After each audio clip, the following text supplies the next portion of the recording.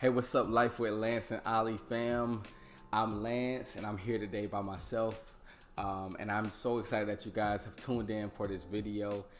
Can't tell you guys how much I want to thank y'all for tuning in and just showing us love and being so appreciative of all of our videos and things of that nature. I'm sorry if it's loud, I'm washing clothes. But yeah, I just wanted to come on here and keep it real with you guys and just tell you guys my experience so far of being a husband.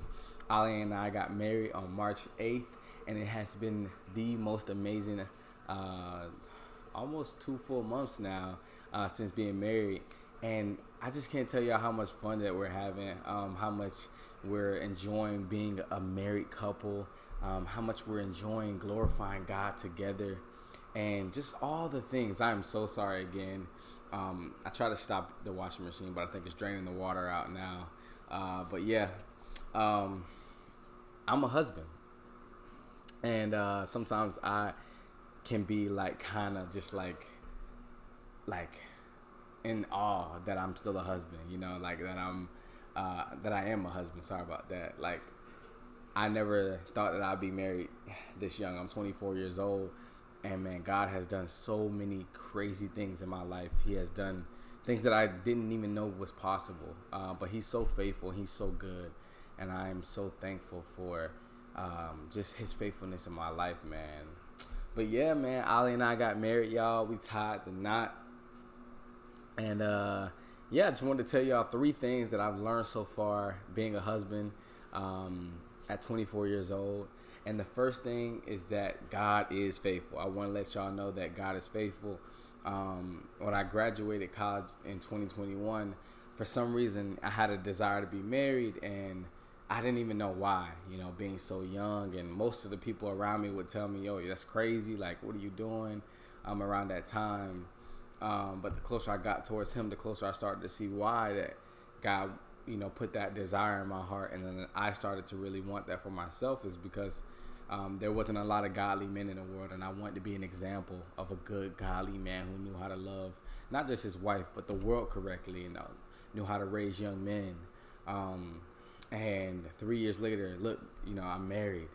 And there was a time period when I was single for a while knowing that I had a desire to be married, and I didn't know what God was doing.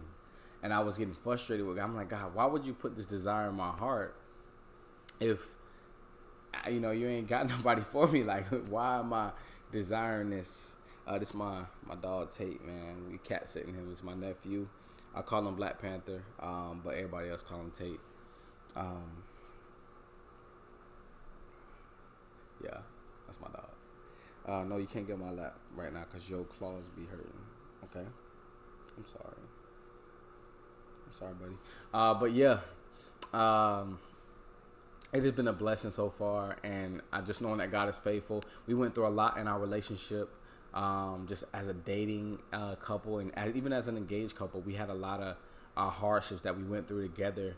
God was really testing us. We had a lot of things going on with family, with friends, with work. So just seeing His faithfulness is one of the most surreal things. Like when she was walking down the aisle, that was the song one of the songs that we had playing, and the song that she walked out to was Thank You by Maverick City. And I could do nothing in that moment but just thank God for what we had all endured and what we had finally ended up coming to. I think it was such a beautiful thing. And the second thing that I want you guys to know is that marriage has a lot of sacrifice. There's a lot of sacrifice when it comes to marriage.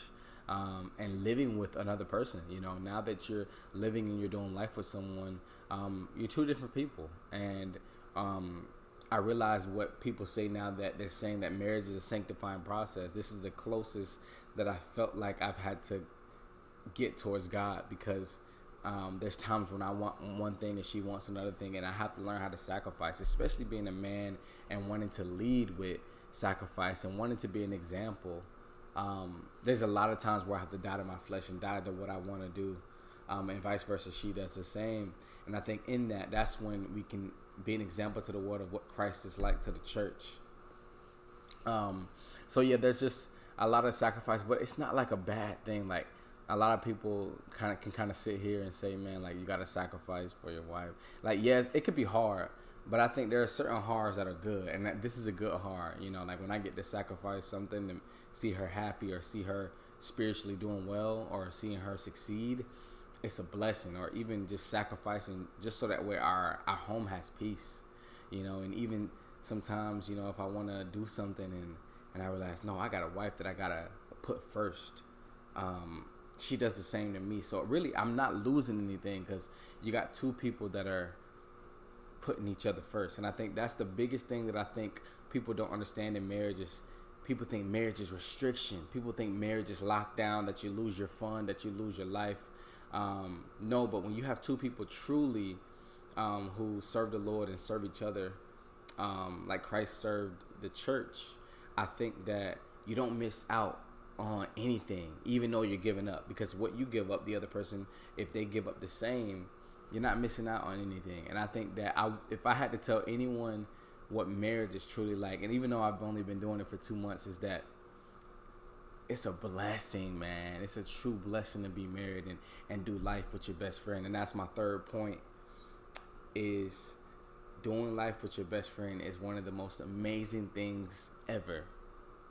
We're learning together. We're growing together. We have highs and we have lows. But when I look to my side at night, I realize, you know, life ain't so bad because I got my baby with me. And I think that's so cool, man. Like, she's such an amazing woman. And literally, we do our favorite things together all the time. Like, we go visit family. We love family. We love giving to the community. We love just sharing our faith with people. We love watching TV, just watching TV shows and trying new sushi, if I'm being honest, sushi and Hispanic foods. Mostly just like Mexican food. That's my thing. My girl get tired of it. My wife be getting tired of it.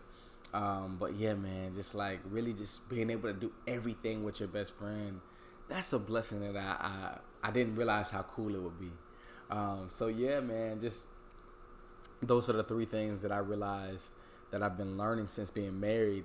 And I know there's going to be so much more, and I'm going to make another video on this, but I just want to say, man, thank y'all for tuning in and just keep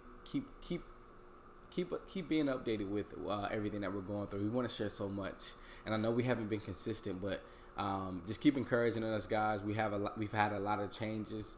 I had a job change. We got married. We had a honeymoon. We moved into an apartment.